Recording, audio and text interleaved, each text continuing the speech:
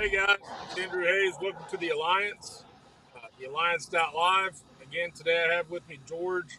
So George and I actually recorded our. He's back.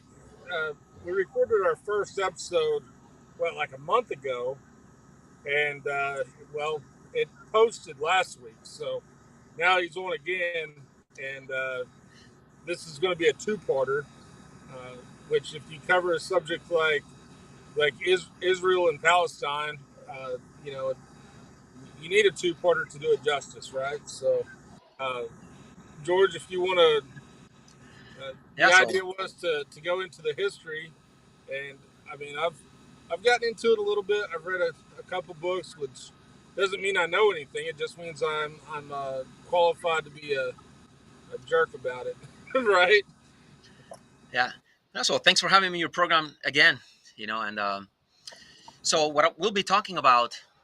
This is a presentation that I gave at PorcFest, the Porcupine Freedom Festival that happens here in New Hampshire every year. Now, the presentation I gave, it was just 1 hour, and half of it was a little bit of the history of Zionism, and it's really also the history of anti-Semitism, because Zionism grew from anti-Semitism. It was a way to overcome anti-Semitism, problems with Jews. And so the presentation was 1 hour. Half of it was about history, and then the second half was an actual solution to the mess. Because right now, when we look at pundits and we look at all the chaos that's going on, there's a lot of talk about, like the Israelis want to put the blame on the Palestinians and radical Islam, and then obviously the Palestinians want to say, how bad the Israelis are and so on. So I mean, not only do we have that huge chaos, but we really need some kind of solution. You know, we need something that we can get enough people on each side to say, wait a minute, maybe this is workable, and then try to, refine it to, do the best that we can and try to sell it to enough people where maybe someday we can do something. Because right now, when you look around, it's just, the Israeli experts are telling you how bad the Palestinians are, and the Palestinian experts are telling you how bad the Israelis are. But at some point, so in my solution, I've really tried to gather a lot of great thinkers. Saifeddin Amos is a very well-known free market thinker, and he's a Palestinian as well. Yaron Brook is a great free marketeer, but he's Israeli. So I've really tried to, just borrow as much from our free market people, because when we get to the solution can only be made by people who understand freedom and economics. We're never going to turn Israel into some communist socialist paradise like a lot of people on the hard left want. So anyway, so in this first part today, we'll just talk a little bit about the history of Zionism, how we got this idea. And I do believe part of the central theme is that Zionism, just like communism, to me, was just a bad idea that lured a lot of smart people into doing something that was ultimately disastrous. So that's kind of the angle I try to look at these things. And when people make mistakes, we just need understanding and sympathy. And so I have a few Mises quotes here that I think you guys will like. So that's it. Two parts. The first part, a little bit of history about Israel, Palestine, and that's what I'll be talking about here. So let's define Zionism. Okay, good one. Well, Zionism means a lot of things. For many people, there were like Christian Zionists, a very long time, centuries ago, who felt like their interpretation of the Bible meant that the Jews should go back to living in their own homeland. So there were a lot of Christian Zionists, even before the Christian Zionists that we have now. So, and then of course you have some Jews who might felt like it would be great if they went to go back to living, in their biblical lands. So, but the thing is that in our modern times, Zionism really grew. I mean, we have to look at the main ideologues behind Zionism. So, the first main ideologue that I want to mention is Theodor Herzl. He was this secular, a very secular Jew, who thought, wait a minute, we have all these problems with anti-Semitism. The Russians treated the Jews poorly.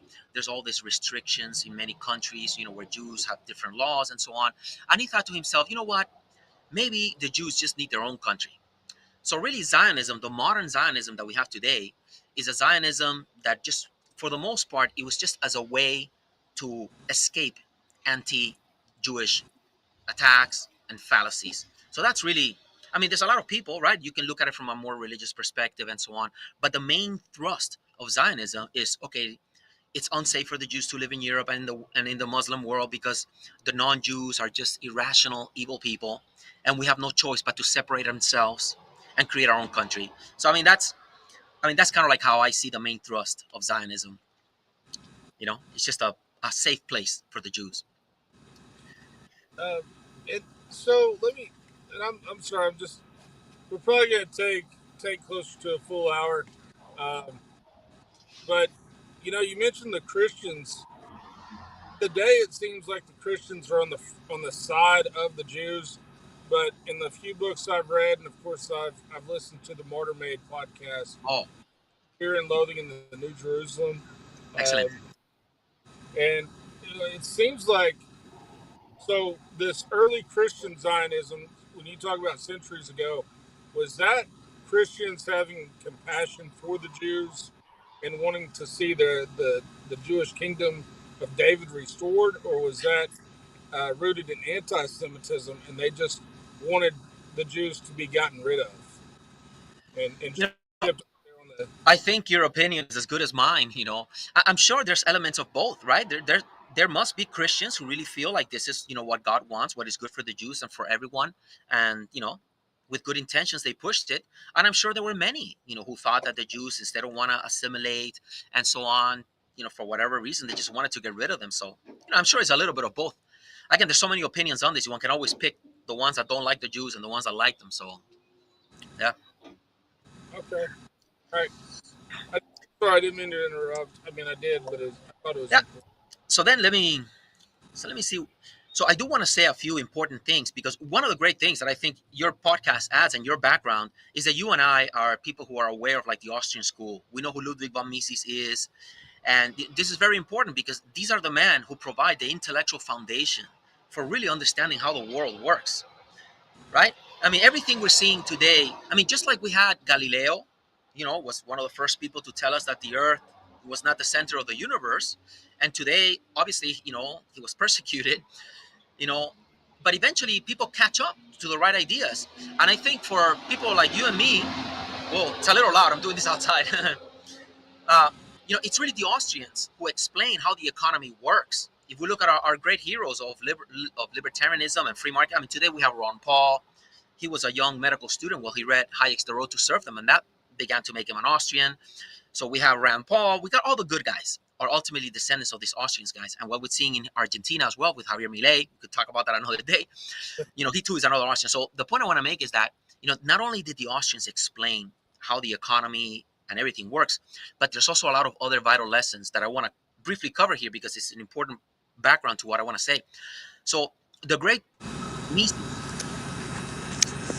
the great Ludwig von Mises, a little audio coming from your end.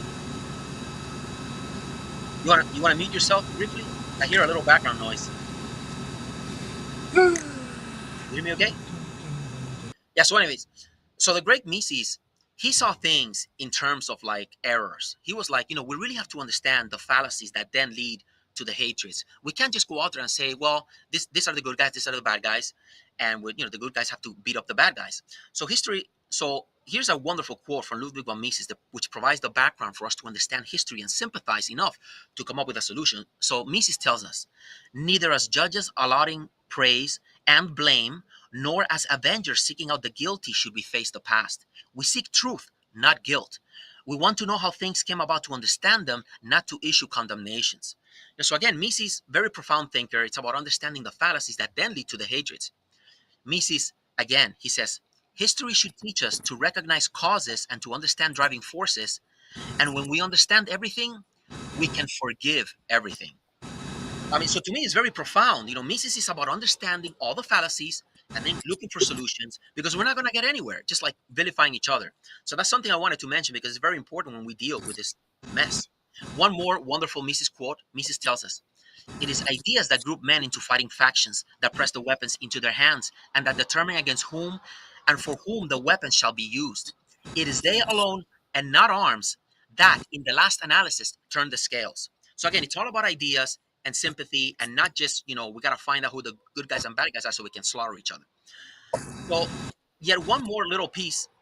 So, Mises, again, incredible badass. He wrote a famous book, right? Human Action. And in that book, he has an entire section called The Fight Against Error. Because again, we did not.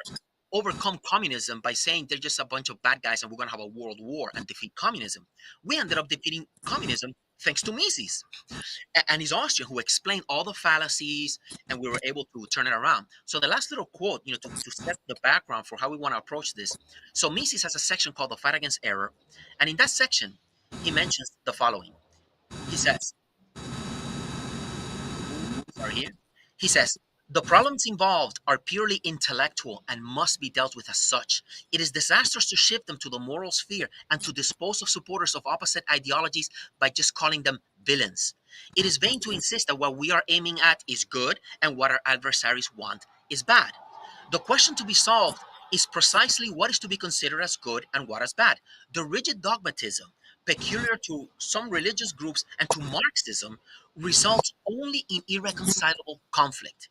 It condemns beforehand all dissenters as evildoers. It calls into question their good faith. It asks them to surrender unconditionally.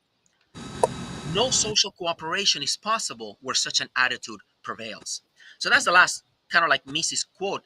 And again, to me, communists are just people who make mistakes. I was a communist too, because I was born in Cuba, you know. So I can't say that my family members were like evil or malicious. No, they fooled themselves into a disastrous ideology. So again, this is how Mises, went about solving, the world's problems. So that's the last quote. That's really like a little background, to get us on the stage to the right mentality, Well, to discuss this and message. if I may, and you're Yeah, not going to catch me quoting a whole lot of Abraham Lincoln, but to some of my viewers, they're not as up to speed on Mises, and I'll just put it like this: that Lincoln said of the Southerners that they are only doing what we would do if we were in their position, and exactly. that's one of the rare quotes you'll hear me side of Lincoln in a positive light. Yeah, because Uh, we know Lincoln was a bad guy. well, yeah. But in a moment of clarity, he spoke the truth. Um, that goes off into a whole nother rabbit trail. But the idea is that if if Benjamin Netanyahu was lived in Gaza, he what would he do? I mean, he packed up. He basically used a terrorism tactic with those pagers to blow up the Palestinians. And you know that if he was in Gaza, he would be doing the same thing that the people in Gaza are doing. You know, so right? Yeah, exactly. And forgive them for they do not know. We need to have this attitude that is just focused on the fallacies and forgiveness. Mm-hmm. Yeah. So now, okay, so Zionism really grew out of anti-Semitism. So if we want to understand what motivated Zionism, which I consider to be an intellectual error, we have to sympathize with the Jews. We have to understand the anti-Semitism, that was motivated them to then create this ideology. Because a lot of people who are critical of Zionism, they'll just say, oh, the Jews, they want to have a genocide. They just want to have their own state. They don't care about anyone else. And that is a mistake. No group of people are just so malicious. Yeah. So, so now let us look at some of these major. Why is it that we have anti-Semitism? Why is it that in the in Europe, throughout history, Jews have been seen in a bad light? So one of the things that happened is that one of the classic examples is relates to money lending and charging interest on loans. I'm sure a lot of people have heard about this. For many centuries, the Catholic Church had a strong prohibition on charging interest on loans or too high an interest. And the same thing happened in the Islamic world. Actually, in the Islamic world, the prohibition against charging interest is even more strongly. It's specifically mentioned in the Quran that it is like a bad thing, to charge riba, what they call interest. So then what happens? If the Christendom of the 15, 1600s and so on, if they ban, being a moneylender, and if the Islamic world bans Muslims from being moneylenders, then you have eliminated all competition in money lending and finance and banking, and you have just created a massive opportunity for the Jews to be overrepresented in finance and banking. So that's one of the things that happened. So I have a wonderful quote here by historian, uh, well, I forgot his name right now. Oh no, historian Paul Johnson from a great book called The History of the Jews. And he says the following. the Jews reacted by engaging in the one business where Christian laws actually discriminated in their favor, and so became identified with the hated trade of money lending. Rabbi Joseph Colon, who knew both France and Italy in the second half of the 15th century, wrote that the Jews of both countries hardly engaged in any other profession. So the Jews were like the financiers and bankers and so on.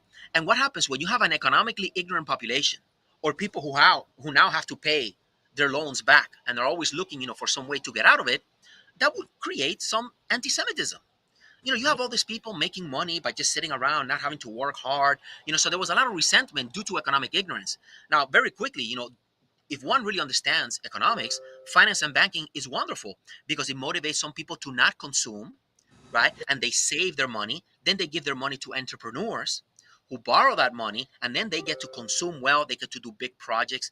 I mean, if I was limited to my personal savings, I would never be able to build a factory or Yeah. some big boat or something like that. So you need finance and banking to create bigger projects and to motivate people to save the wealth that is then consumed while those projects are created. But if if we understand economics, we see the benefit of finance and banking. And as a matter of fact, there were many times during Christian times where Christian towns would invite Jews to come live among them so they could perform the role of finance and bankers. So, but again, but if you're economically ignorant, like Hitler and the average person in the street, you're going to have an additional resentment towards Jews. So that's one of the causes that led to, anti-Semitism.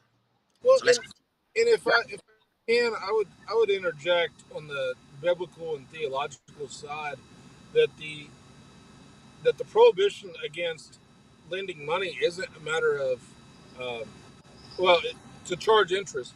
The idea is that it's grace, right? So there's different situations in which you might need to borrow money.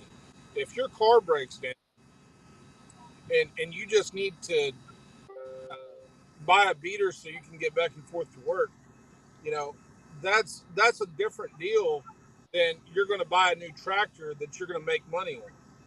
One is a situation where you're in distress and there should be compassion, and I shouldn't charge you interest. This is all from a biblical context. And then there's the other situation where I have a business venture. Let's say I'm going to build an apartment complex and I need more money to build that, and I'm going to make money on this. That's a different deal. If you lend me money under that situation, you become a silent partner and you should make money, right? And I think that theologically, people uh, see lending money at interest as a sin, and surely, man, if your kid needs shoes, he's outgrown his shoes, and you just need money to buy shoes, and I charge you interest on it, that's kind of a shitty deal, right? yeah. I mean, people take advantage of each other, Right. and that's shitty. But again, it would be a mistake, to suddenly ban, these things, because even Mhm. whenever somebody takes a loan, no matter what the interest rate is, we have to realize that if they chose it freely, that was the best option they had. True. That's True. true Yeah. too. So if I don't have any friends who will lend me money at no interest, and Exactly. I go and borrow money from somebody, then that's better to borrow the money and pay the interest than to go barefooted in Ex- December. Right. exactly. Yeah. Yes. So I mean, I don't know like the details of exactly how strong the ban was, whether in the Islamic world or the Christian world, but the general historical thing that emerged is that it was very hard for Jews to engage in finance and banking, making the point that that's why, sorry, for Christians to Right. engage in finance, and that's why there was a big overrepresentation of Jews. And the issue there is that they confuse those two situations. The Right, problem right. making money and you're lending the money at interest and you're becoming a partner in a sense. And they confuse that with lending in a spirit of grace because if it's the same thing as the minimum wage. The the part that they miss out on is that the minimum wage says if I hire you, I have to pay you X, but there's no law that says I have to hire you, right? So you have this trap where, all right, now people are unemployed because they don't get that job in the first place. And if you completely ban interest-bearing loans, then they can't get the loan in the first place. Right, right. Yeah, I mean, So that's where the animosity towards the right. Jews came in.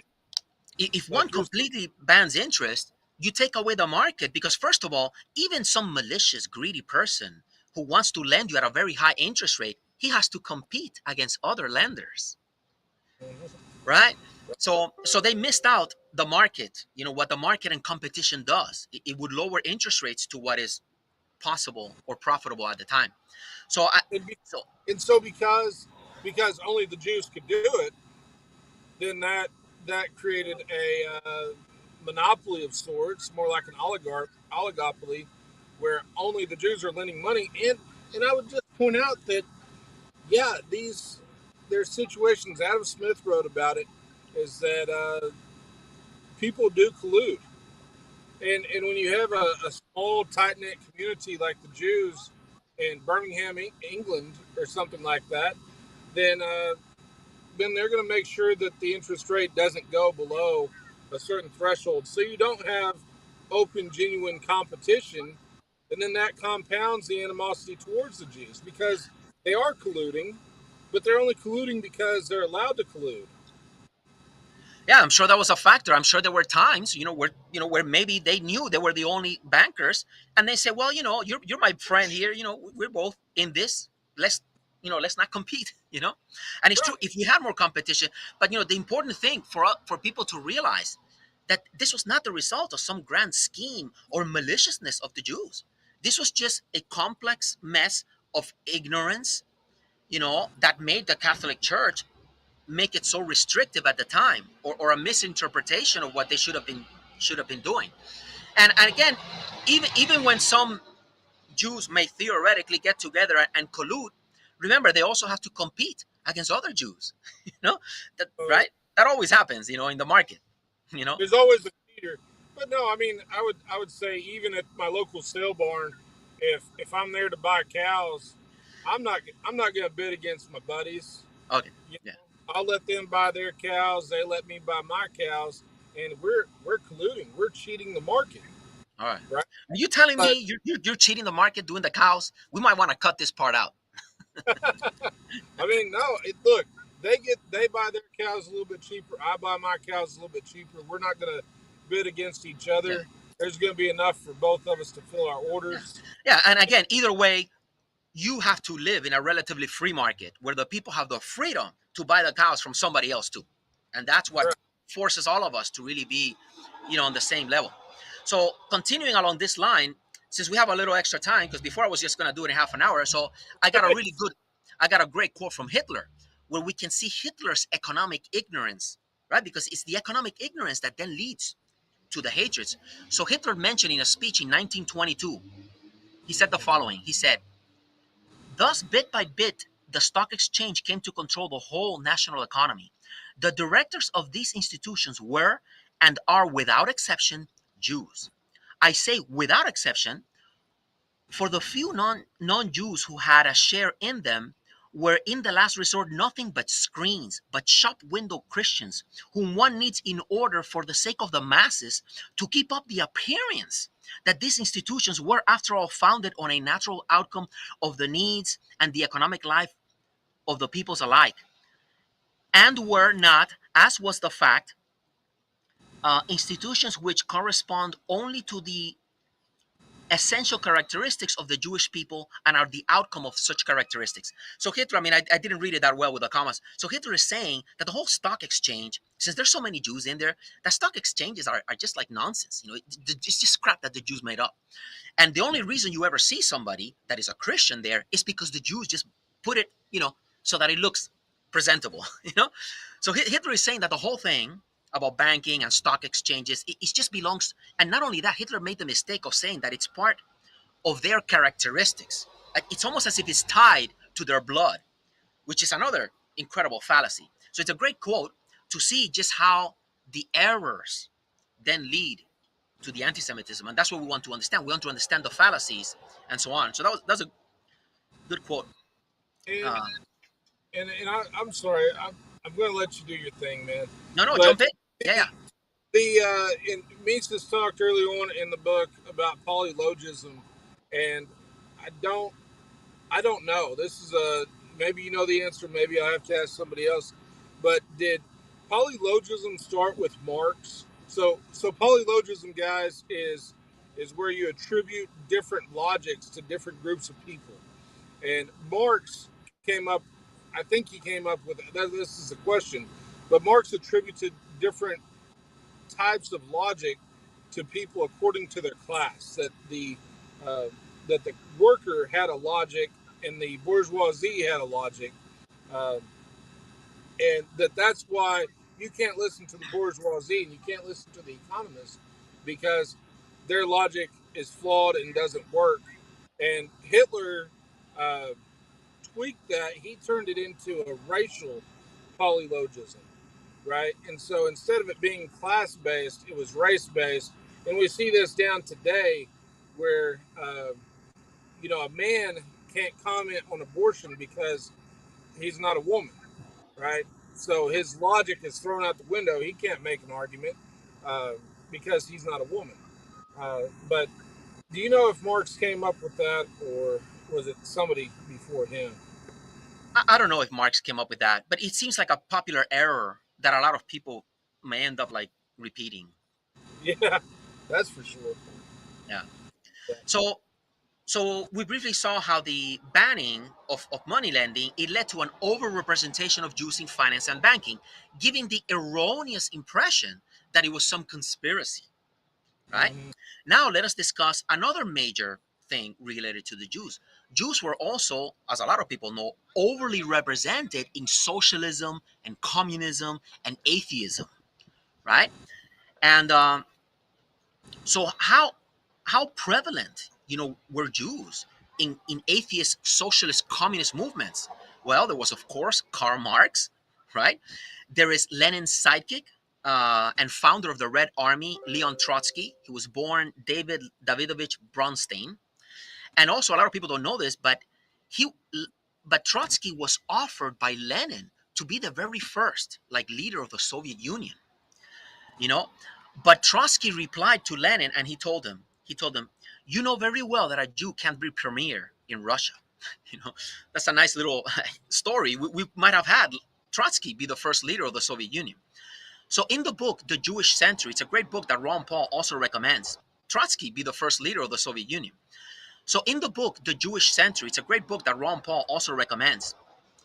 Yuri Sklein mentions, quote, at the first All-Russian Congress of Soviets in June 1917, at least 31% of Bolshevik delegates and 37% of Unified Social Democrats were Jews.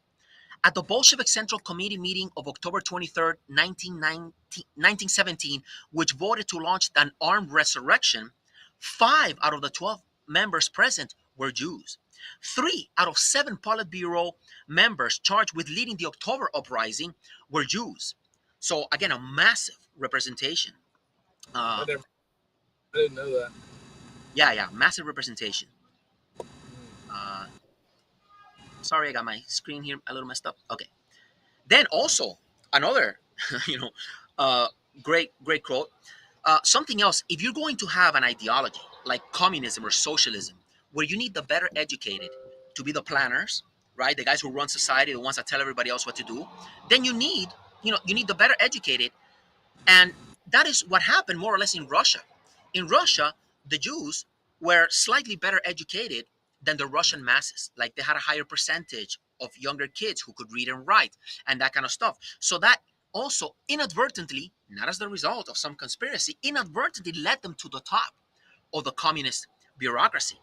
And not only that, so I have this great quote from Lenin himself. Okay, this is Lenin himself. He said,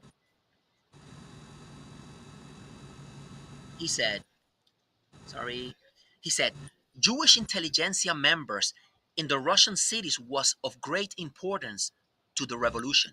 It was only thanks to this pool of a rational and literate labor force that we succeeded in taking over the state apparatus. So Lenin himself is saying that it was thanks to all these rational, pro-science, atheistic, Jews that they were able to succeed in taking over, the state apparatus. An incredible quote. So, and it makes sense if you are a minority that is oftentimes at the will and the whims of a larger majority, like a larger Christianity around you or a larger Islam around you, you're naturally going to be more susceptible to an atheist ideology that is going to get rid of all this potential religious oppression. So that's another factor that inadvertently, right, not as the result of some grand malice, made it so that Jews would rise to the top of the deadly, communist calamity. Also, now this is very unfortunate, but it has to be dealt with as well.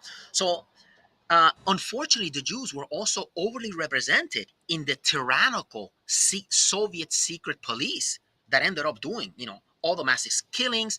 Remember, to the Soviet Union, religious people were getting in the way of the science, of doing what the great leaders tells us to do. So they took it upon themselves to liquidate millions of Christians and so on. So Yuri Klein, again, mentioned in his book, The Incredible Overrepresentation. He says, in 1923, at the time of the creation of the OGPU, the Cheka successor, so the OGPU and the Cheka, they were the secret police of the Soviets. Jews made up 15.5% of all leading officials and 50% of the top brass, 4 out of 8 members of the main body. Socially alien Jews were well represented among the Cheka OGPU's prisoners too. But Leonard Shapiro is probably justified in generalizing, especially about the territory of the former Pale, where the Jews used to live a lot, that, quote, anyone who had the misfortune to fall into the hands of the Cheka stood a very good chance of finding himself confronted with and possibly shot by a Jewish investigator. So that's an incredible quote. And it's very important to realize that socially alien Jews were well represented among the prisoners, right? So the Jews were killing anybody. If you were a religious Jew who were getting in the way of the great communist revolution, they kill you as well. So it's good that at least they were killing. It was equal killing. So how long did this demographic persist? Are we talking in the early years, Oh, 1917 to 1905? well, here's another good one. So in just this, for example, in the 13 years, just the 13 years from 1927 to 1940, okay, the Soviet secret police, with a massive representation of Jews, they destroyed 29,084 Christian Orthodox churches, leaving less than 500 by the time they were done. And they killed an estimated 80,000 to 100,000 priests, right? Now, now this is very important. It is important to see this not as the result of the Jews getting together, to just exterminate Christianity. The Jews found themselves overly represented in a communist ideology and atheist ideology that felt that in order to bring about their nirvana, they had to liquidate, religious people. So it's a mistake that a lot of naive thinkers make. They look at the overrepresentation of Jews in communism and in the Soviet secret police, and they'll say, "Oh, it's the Jews, who did this on purpose, to exterminate Christianity," and that is an anti-Jewish fallacy that we must overcome. Does that make sense?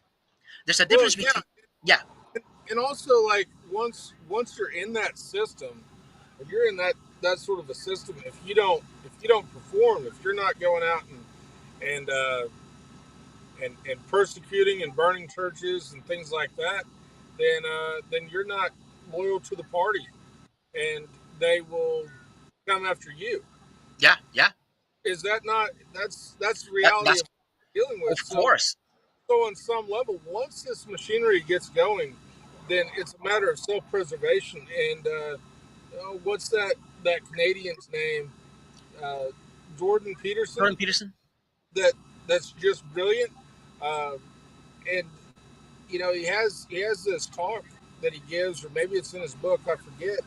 But he talks about how uh, you're not you're not special. You're not as good as you think you are. That if you were a young man in 1930s Germany, you would be a Nazi.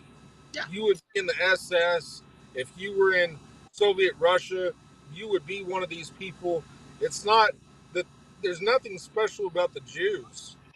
It's that they were just in that situation, and people are just trying to survive and keep their kids alive. And the best way to do that is to be a part of the machinery. yeah. And so now, I mean, if you think about it from Hitler's terms, from Hitler's mentality, he's looking at the Jews overrepresented in banking. And now he sees that the Bolshevik Revolution and that the communist tyranny that is going on next door has a massive representation of Jews. And that's why he made the mistake of saying that, he called it Judeo Bolshevism, right? So this is a very popular fallacy, but we have to understand that it's an understandable mistake, you know, you know. So another reason why sometimes the Jews, you see this a lot, like, for example, since the Jews would end up being more atheistic, if you're more atheistic and more like Darwinian, you would be more tolerant of nudity, of pornography, of prostitution, of all of those things. So that too inadvertently led them to be overrepresentation in all of those fields. Like a lot of people will notice that I think Pornhub and a lot of the porn industry in the United States has a huge overrepresentation, of Jews. And a lot of people will then make the mistake of saying, well, the Jews are purposely, polluting our society and all these things. And again, it's a mistake. It has nothing to do with any grand Jewish conspiracy. It is just the result of complex ideological factors that are just part of the way the identities have shaped themselves. And this reminds me, there's a great article in the Jerusalem Post that said that it said the title of the article is Tel Aviv the gay capital of the world? Because they're very, Tel Aviv is a very LGBT friendly city. They pride themselves on that kind of stuff. And then there's a famous quote from Marlon Brando, right? Well, I'm sure a lot of people have heard. Marlon Brando said, Hollywood is run by Jews, it's owned by Jews. And it is true, right? We know that there's a huge overrepresentation, of Jews in Hollywood, in movies, and that kind of stuff. So again, we're looking at factors that inadvertently made Jews overrepresented in things that a lot of times did a lot of bad, like communism and that kind of stuff. So by understanding these things, now we can understand, why the anti-Semitism comes, right? Yeah, but and just to kind of play off that point, there's and I guess to add to the idea that there's nothing sinister about it, the NBA is overrepresented by black folks, right? And I mean, I don't know. There's other examples of this. I've read about this with Thomas Sowell, right? And he points out the different groups, just the Irish being police officers. Uh, that's what they do. Uh, yeah. So Exactly. nothing, there's nothing sinister about it. Exactly. Right. But so, deeper thinkers look at the complex causes that lead people to be overrepresenting things, while naive thinkers will say, oh, it's either in their genes, or they're just malicious, or they're that different from us, and all that. And obviously we need deeper thinking, and sympathy. So that's pretty much it as far as like discussing some of the various complex errors and history that led to anti-Semitism and dislike of Jews. So now we start getting into the Zionism. Now, because the Jews are being, you know, vilified. They're being blamed for communism. They're being blamed for capitalism, even though capitalism is good. But the naive still blame them, for it. So they're being blamed for all these things. Mm-hmm. Uh, so then it is very understandable if you're a group of Jews and the larger masses are telling you that you're different and that you're malicious. It's understandable how they're going to then create an identity and a need and a desire to say, wait a minute, we need to separate ourselves from these people. Well, did you drop off? I hope I'm still online here. Sorry, I'll do a quick check here. Okay, I'm online, so I'll keep talking here like I'm being recorded. So, so because of anti-Semitism, it's understandable that people like Theodor Herzl started trying to solve the mess somehow. And it made perfect sense that sooner or later they were going to come up with the idea to have their own state. Now, something else I want to add is that when one looks at the history of anti-Semitism, anti-Semitism was actually declining very rapidly. During the late 1800s, life was getting better for everyone. the Austro-Hungarian Empire in like 1850, they passed a law that granted everyone equal rights, doing away with anti-Semitism, at least in a legal level, overnight. And in Germany, legally, Jews already by the late 1900s, legally, they had pretty much equal rights to everyone else. This was the same in England, in a lot of European countries. We were living in this time. Okay, you're back. Great. Yeah. So sorry, I'm really not back yet. Um, Okay. Did you hear what I said in the last minute? phone, my phone cut out because of the heat. Huh? Okay, so you went out for a second, but we're still Can recording you the hear last me? minute. Great. I think we are. Yes, Yeah, yeah. sir. Okay, great. So I was mentioning that. My, it, Go ahead. what, I'm sorry, folks. I'm in my truck and it got hot. My phone got so hot that it shut down. So I moved my truck under a shade tree. I think we'll be good now. All right, we're back. Yeah.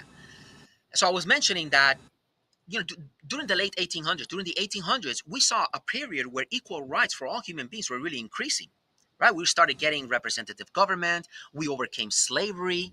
Women had were starting to get equal rights. So this idea that human beings had equal rights was spreading and spreading and spreading, and this was making it also better, for the Jews. It is true, of course, that there was still anti-Semitism, that there would be sporadic pogroms and things like that. But the obvious thing to notice, right, is that the trend was for everybody to have more individual rights, and Jews were having more and more and more freedoms, especially in America. Any Jew that came to the United States, you already had 100% equal freedom with everyone else. And I was mentioning it was the same thing in Germany. Of course, there were still a lot of private clubs, a lot of people who saw, didn't want to associate with Jews. But at least legally, the days of being stuck to living in your own little shtetl and you didn't have rights, or there would be a lot of pogroms, and those days were quickly in the past. Now, unfortunately, still, the ideology of Zionism began to gain ground. There was something called the Dreyfus Affair. There was a French Jewish soldier in the late 1800s that some people falsely accused as siding with the Germans, of being like a spy for Germany, and he was wrongly convicted and he was in jail for a few years, and I think he was eventually let go. But the press in France was saying, "Oh, look, we can never trust the Jews," and that kind of stuff. So even though things were getting better for the Jews, there was still understandable, a lot of anti-Jewish sentiment. So those things motivated Theodor Herzl and a lot of Jews to get together and say, "Okay, we're going to solve this problem by creating our own Jewish state." And at the beginning, now this is very important. Um, Sorry, I got a great quote here. Okay. Anyway, at the very beginning of Zionism, it was very unpopular. Okay. Uh, Theodor Herzl wanted to have the first Zionist Congress in Munich, Germany. But the local rabbis in there, reflecting the views of most Jews, they told Theodor Herzl, "Look, get out of here. We want nothing to do with this crazy idea. I mean, if we want to fight for equal rights, how are we going to tell the Germans that now we are separate people and we belong in another country? That's absurd." They told him that we differ with our fellow Germans only respect to religion, but regarding our language, our traditions, and our country, we love our fatherland as much as, because the Jews in German, what did they speak? They spoke German. Yeah. Yeah, they've been in Germany for hundreds of years.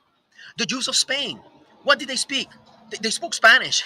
The Jews of England, the Jews of all these places, they were part of their local communities. And at the time, the idea that they had to abandon the synagogues where they had been for hundreds of years, it was just absurd. So it's very important to notice that Zionism at the very beginning, basically most Jews at the very beginning were anti-Semites. Because today, if you don't support Israel, you're an anti-Semite. you know? Yeah, But even today, I don't know. You might not have this at your fingertips, but uh, it's not as though the majority of Jews in the world live in Israel. right, The, right. ma- They yeah, don't. Right. I think, do we have more Jews in the U.S. than in Israel? I don't know. I think there's still more in Israel, right? maybe Yeah, 9 million. maybe. Yeah, But worldwide, there's way more Jews not in Israel than in Israel. yeah. Yeah, But most Jews today are Zionists. They believe that the state of Israel must exist. It must be for the Jews. It must have an Israeli flag. It has to have an Israeli, national anthem. They're Zionist. While the Jews in the late 1800s, they were totally opposed to the idea. So little Mm-hmm. by little, now we started to get an ideology that was motivated. Instead of showing how good were things for the Jews, now we had an ideology and an entire bunch of ideologues and press, trying to, every time somebody would do an anti-Semitic thing, oh, look, look, look, there's anti-Semitism everywhere. We need our own state. Look how evil these non-Jews are. We have to live separate from them. These are separate people. So we started to get this ideology to grow and grow and grow. And another very important thing that most people don't realize is, like, again, Zionism was a movement created and led by atheists, people who did not even consider themselves Jewish.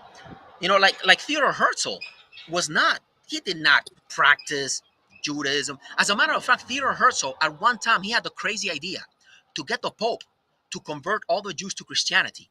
And that way, he could solve the problem that way. This sounds crazy, but it's true. He really wanted to do something that crazy. So, That's wild. right. So a lot of, you Oh, see a lot. but then even today you have the ultra orthodox or maybe even just Orthodox Jews. So I have a cousin who's Jewish, but he's opposed to Zionism. Ah, He good. says it's contrary to uh, the law that I don't Yeah. understand the law, And but he's but if one really understands the history, it really is an insult to the religious Judaism and religious Christianity, that people are going to worship this state that was created by a bunch of hardcore atheists. Okay, not only was Herzl an atheist, but David Ben Gurion, the main architect of Israel, from the 1920s to the 30s, he was the first prime minister of Israel. When he was young and he was doing his thing, he was a hardcore communist. He went to Moscow in 1923 to celebrate the 7th anniversary of the Bolshevik Revolution. I mean, that's crazy. Benzion Netanyahu, okay, Bibi's dad, okay, this is his Benjamin Netanyahu's dad. He said, I mean, these people were clueless. These people are going to create a country and they know nothing about economics. Nothing. This is what he said.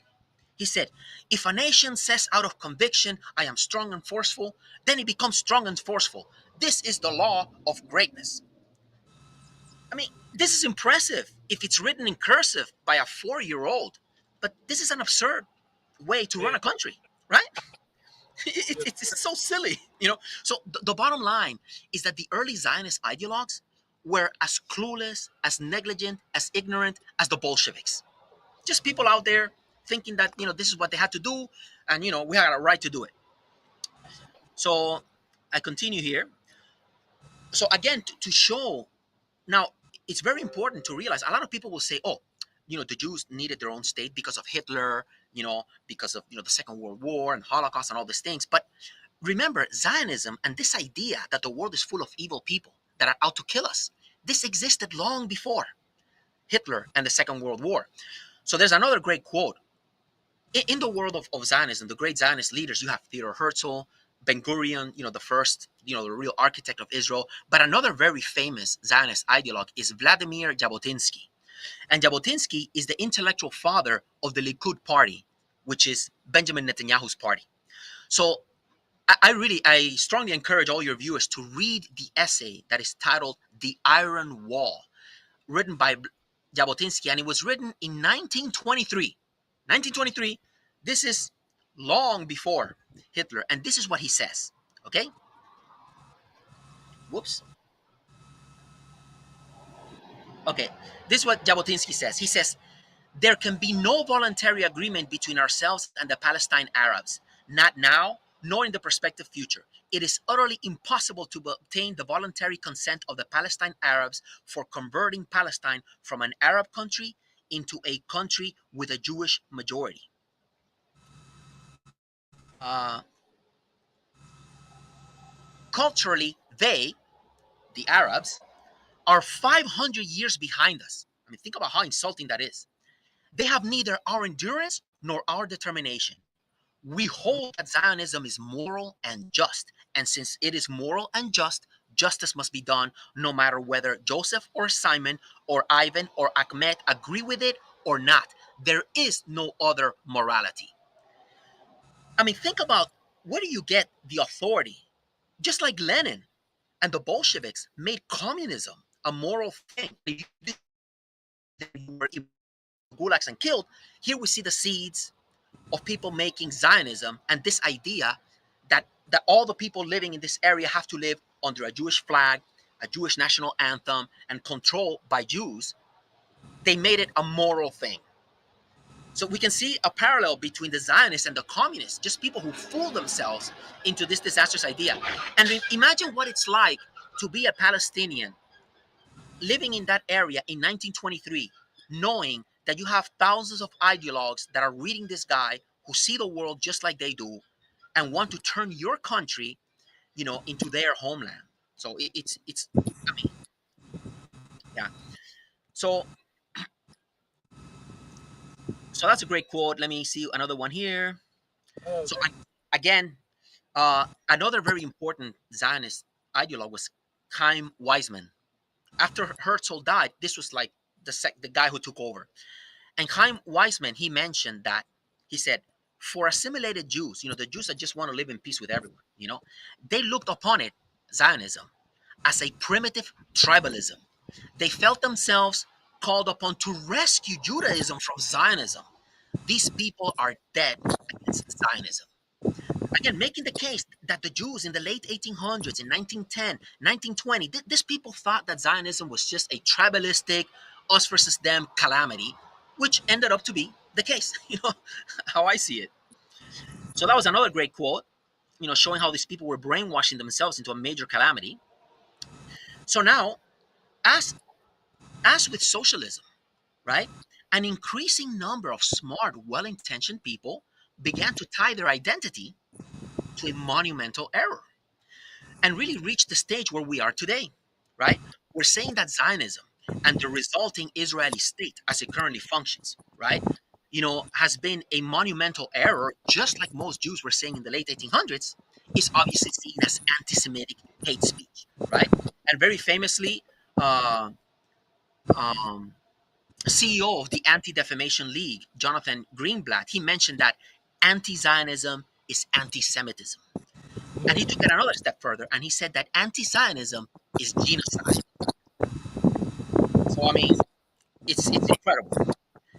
And so in many ways, I mean, just like a young ideologue who reads, the Communist Manifesto, and is ready to go out there and kill the greedy capitalists and all that, as the author, the Israeli author of a great book called The Invention of the Jewish People, Shlomo Sand, he says, Zionism has become a sort of Stalinism. And it really is reaching those, proportions. And now it's very important, just like the Soviets fooled themselves into coercing millions, right? Killing the profiteering people, the kulaks, the farmers that hired people. Remember, the kulaks were farmers that hired people to work on their land. If you're hiring people, you're going to make a profit, right? But to the Soviets, this was immoral. So they went on a massive kulak killing spree. So it's the same thing, you know. Now, very important, the Soviets, one of the unfortunate things about how things were playing out, as the Soviets are killing all the Christians, as they're killing the Muslims, as they're killing the Jews that don't want to go along, the Christians would call the Soviets evil.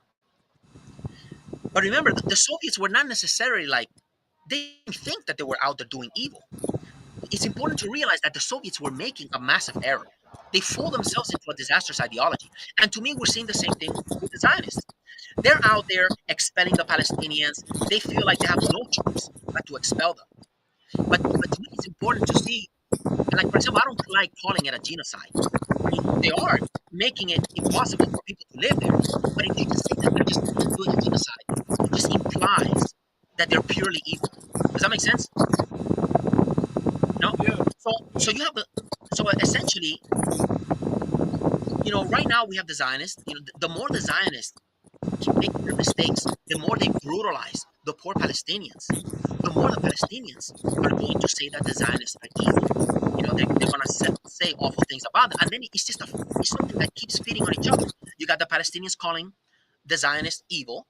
because I mean they're destroying their lives, and then you have the Zionists pointing the finger at them, saying, "Oh, look, radical Islam. Look how crazy these people are."